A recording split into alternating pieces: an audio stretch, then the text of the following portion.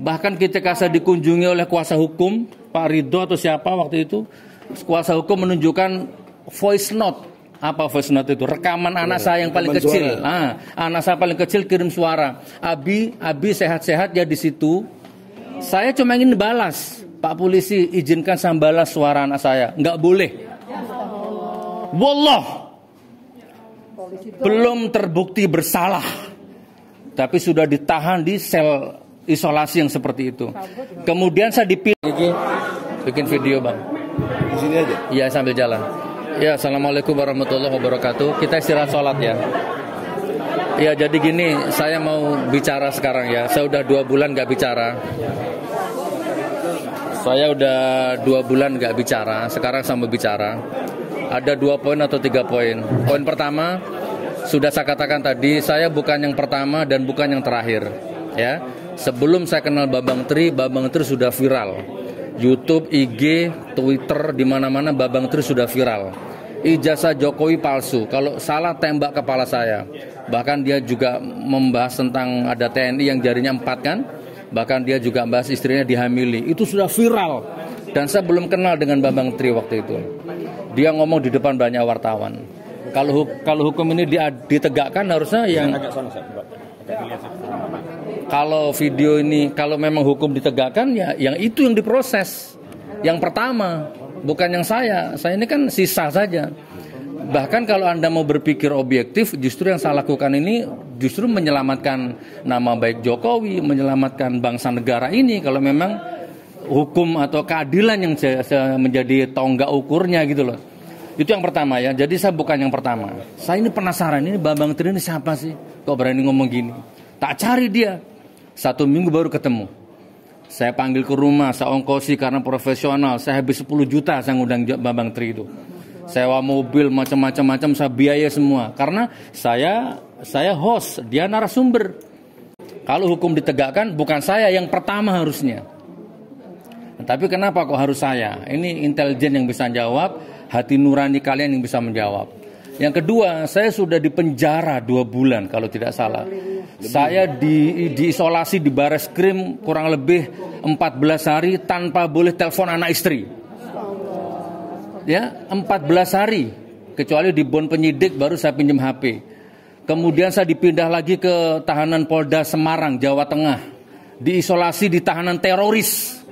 Ya, lapis 2 pintu. Dimasukkan tahanan, digembok, terus ada lagi pintu di luar digembok. Ada 2 lapis pintu. Tidak ada orang yang boleh mendekati saya. Hakim belum memutuskan bersalah. Saya belum diputus bersalah, belum terbukti bersalah. Tapi sudah dihukum, dipenjara, tidak boleh telepon anak istri. Bahkan ketika saya dikunjungi oleh kuasa hukum, Pak Ridho atau siapa waktu itu, kuasa hukum menunjukkan voice note. Apa voice note itu? Rekaman anak saya yang paling kecil. Anak saya paling kecil kirim suara. Abi sehat-sehat ya di situ. Saya cuma ingin balas, Pak polisi izinkan saya balas suara anak saya. Nggak boleh. Wallah, belum terbukti bersalah, tapi sudah ditahan di sel isolasi yang seperti itu. Kemudian saya dipindah lagi ke sel yang lebih sempit, dicampur dengan 9 orang tahanan narkoba. Selonjor aja nggak cukup, kaki saya nggak bisa selonjor karena terlalu sempitnya. Udah mau tahajud, ada ruang celah 50 cm itu rasanya seperti nemu emas. Ya, mendengkur, kentut, keringat, macam-macam 9 orang. Saya bukan narkoba, tapi dicampur dengan tahanan narkoba. Tidak boleh telepon anak istri.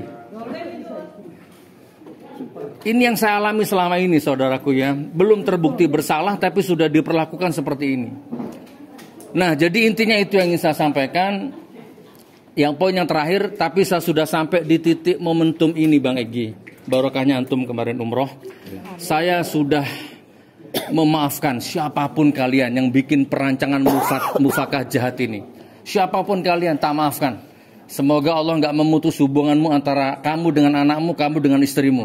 Seperti kamu memutus aku dengan aku dan anakku. Nah yang terakhir saudaraku, siapapun yang menantang mubahalah, siapapun, ya. Kalau mubahalah di sini kan nggak boleh. Ayo, itu ada masjid. Siapapun, Saksi ini 6 ini barangkali mau ada media. Setelah sidang ini selesai, kita mubahalah di masjid itu. Ya, siapa yang bohong, siapa dusta, dia dilaknat sama Allah. Ini yang bisa saya sampaikan, Bang. Jadi saya bukan yang pertama, saya bukan yang terakhir, tapi saya yang ditangkap dan saya dipenjara seperti teroris, nggak boleh telepon anak istri. Ini apa coba? Jadi 2 bulan nggak bisa ngasih nafkah, bahkan pembangunan masjid saya di Singosari kocar kacir semuanya, ekonomi rusak semuanya. Tapi saya sudah ikhlas karena mau marah percuma, Bang, mau dendam percuma, nggak ada hasilnya. Sudah tak serahkan kepada Allah. Allah yang memutuskan. Ini yang bisa saya sampaikan. Ada yang mau ditambahin? Cukup?